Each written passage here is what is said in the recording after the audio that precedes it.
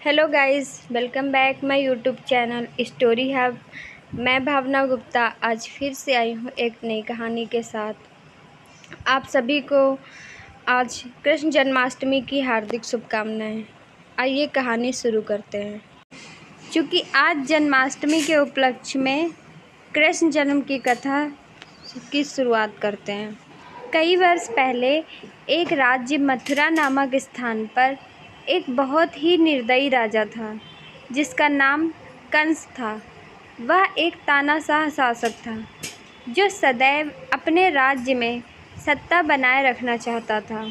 लेकिन एक विशेष आकाशवाणी में कहा गया कि उसकी बहन देवकी के 8वां बच्चा उसकी गद्दी को हर लेगा और उसका वध कर देगा।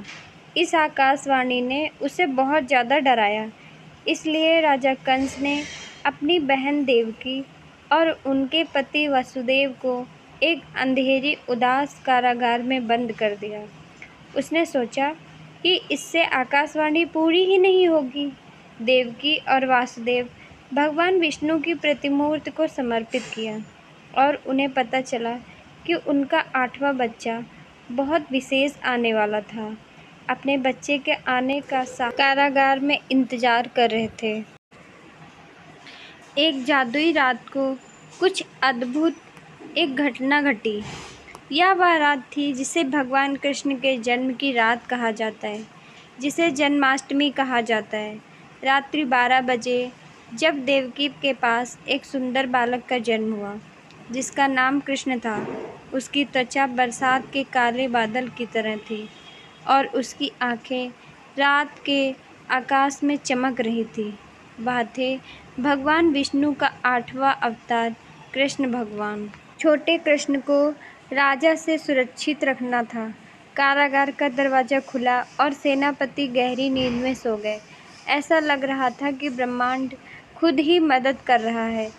और तूफानी रात में गोकुल में कृष्ण के पिता वासुदेव कृष्ण को एक गांव गोकुल में लेकर चले गए। माता यशोदा और नंद के पास जो पुत्री पैदा हुई थी वह एक योग माया थी। उसे कृष्ण के साथ बदल दिया और उसे वापस कारागार ले आए। वह बस एक बच्ची है। कंस ने उसे एक कुएं में फेंक देने का निर्णय किया। लेकिन कुछ अद्भुत हुआ। जब उसने उसे फेंका तब योग माया अपने असली रूप में देवी दुर्गा के रूप में परिवर्तित हो गई, एक शक्तिशाली और महाकाव्य देवी। कंस इस अद्भुत दृश्य से हैरान और डरे हुए थे। उन्होंने समझा कि वह एक दिव्य शक्ति के सामने है जो उससे कहीं ज़्यादा महत्वपूर्ण है। और देवी दुर्गा ने कंस को बताया कि उसका समय अब खत्म हो गया है और उसे उसके अपराधों का फल अवश्य मिलेगा। कंस अपनी ज़िंदगी के लिए बहुत डरने लगा। उसने समझ लिया कि उनका भाग अब भगवान कृष्ण की योजनाओं से जुड़ा था।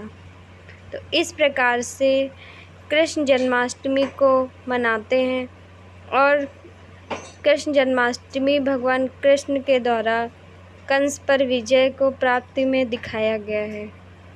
कहानी को सुनने के लिए आप लोगों का बहुत बहुत धन्यवाद।